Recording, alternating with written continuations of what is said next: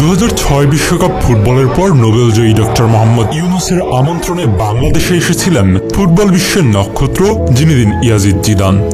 বাংলাদেশ সফরে এসে ছেঁড়া প্যান্ট পরেই খেলেছিলেন একটি ম্যাচ, যা শুধু বাংলাদেশ কেন, যা হয়তো জিদানকেও মনে করিয়ে দিয়ে হাসায় অনেক সময়।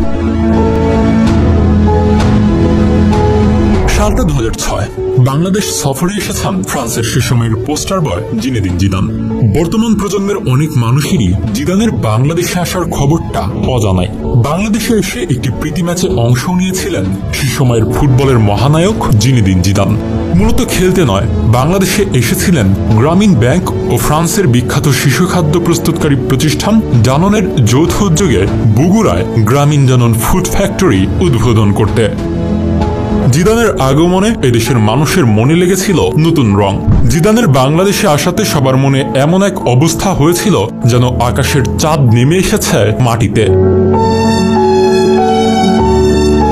2 দিনের সেই সফরে আবাহনী ও মোহামেডানের বয়সভিত্তিক ম্যাচ দেখতে মাঠে গিয়েছিলেন জিদান। রক্তে যার ফুটবল সে কি তখন গ্যালারিতে বসে থাকতে পারে? আবাহনীর জার্সি ও পরনে থাকা ফুল প্যান্ট পরেই সোজা নেমে যান মাঠে। জিদান তো জিদানই।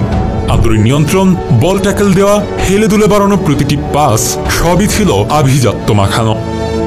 মনের আনন্দে খেলছিলেন, কিন্তু একটু পরেই বাধে বিপত্তি। কিছু সময় মাঠে দৌড়ানোর পর হঠাৎ করেই ছিঁড়ে যায় তার পরনে থাকা ফুল প্যান্ট।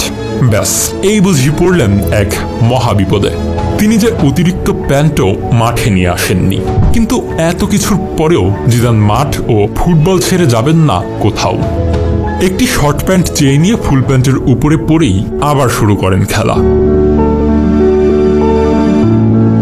জিদান তখন ফুটবল বিশ্বের অন্যতম তারকা থাকায় বিশ্ব মিডিয়াও তার উপরে রেখেছিল নজর, এবং এই ছেঁড়া প্যান্টের ঘটনা নিয়ে মিডিয়াতে তৈরি হয়েছিল অন্যরকম এক মজার ঘটনাও। জিদান সেই ম্যাচে শুধু আবাহনীর হয়েই খেলেননি, খেলেছেন মোহামেডানের জার্সি গায়ে দিয়েও। 20 মিনিট করে মোট 40 মিনিট সেদিন জিদান খেলেছিলেন আবাহনী ও মোহামেডান দলের হয়ে। যেখানে বাংলাদেশ জাতীয় দলের খেলায় দেখাতো না কোনো টিভি চ্যানেল, সেখানে জিদান মাঠে আসার খবর শুনে আগে থেকেই টিভি সম্প্রচার সত্ত্ব কিনে নিয়েছিল বেসরকারি একটি টিভি চ্যানেল। সে ম্যাচে মাঠের টিকিট বেচেই আয় হয়েছিল 7 লক্ষ টাকা, যা সে সময় অনেক টাকা। তবে শুধু বাংলাদেশেই নয়, মাঠে খেলার মাঝে প্যান্ট ছেঁড়াটা আবারও একবার ঘটিয়েছিলেন 2016 সালে। রিয়াল মাদ্রিদের কোচ থাকার সময় বেনজামা একটি গোল মিস করায় বোতলে লাথি মারেন জিদান, এবং 10 বছর পর আবারও একই ঘটনা ঘটে তার সাথে, ছিঁড়ে যায় প্যান্ট। তখন ম্যাচ শেষে মজা করে এক সাংবাদিক তাকে বলেই ফেলেছিলেন, জিদান, তুমি কোন দোকান থেকে কিনো?